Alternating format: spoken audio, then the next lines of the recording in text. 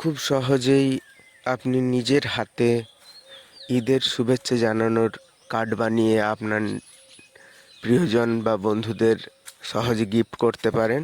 তার জন্য আপনাকে যা করতে হবে, ফার্স্ট একটা সুন্দর কাটিজ পেপার, শক্ত মোটা কাটিজ পেপার কেটে নিয়ে নিতে হবে। নিয়ে তার উপরে জল দিয়ে প্রুশিয়ান ব্লুটা স্প্রেড করিয়ে দিতে হবে কালারটা, এবং একটা পাতলা ফ্ল্যাট ব্রাশ নিয়ে সেটা সুন্দরভাবে ছড়িয়ে পুরোটা ডিপ ব্লু কালার করে নিতে হবে। তারপর আপনারা সিলভার কালারের ডাস্ট নিয়ে তার উপরে ছড়িয়ে দিয়ে এবং আস্তে আস্তে সেটা ব্রাশের সাহায্যে মিশিয়ে দিতে হবে সমস্ত পেপারটাতে, এবং মিডিলটা একটু বেশি পরিমাণে সিলভার কালারের ব্যবহার করলে ইমেজটা আরও দেখতে ভালো হবে। এরপরে একটা সরু তুলির সাহায্যে শ্যাডো পেন্টিং সহজেই করে নিতে পারবে। এই পেন্টিংয়ের যে কেউ ছবি আঁকতে পারে, এবং সেটা খুব অল্প সময়ের মধ্যেই যে কেউ এঁকে নিতে পারে।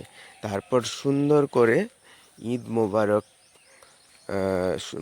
ওয়ার্ডটা লিখে আপনি আপনার ঈদের শুভেচ্ছা বার্তার জ্ঞাপনের কার্ডটি রেডি করে নিতে পারবেন নিজের বাড়িতে বসে খুব সহজেই।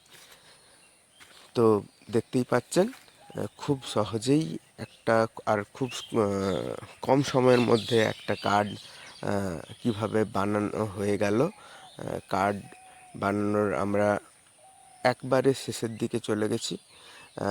জাস্ট সরু তুলি দিয়ে শ্যাডো পেন্টিংটা কমপ্লিট করে নিলেই কাজ শেষ। তারপরে শুধু লেখাটা বাকি রয়েছে।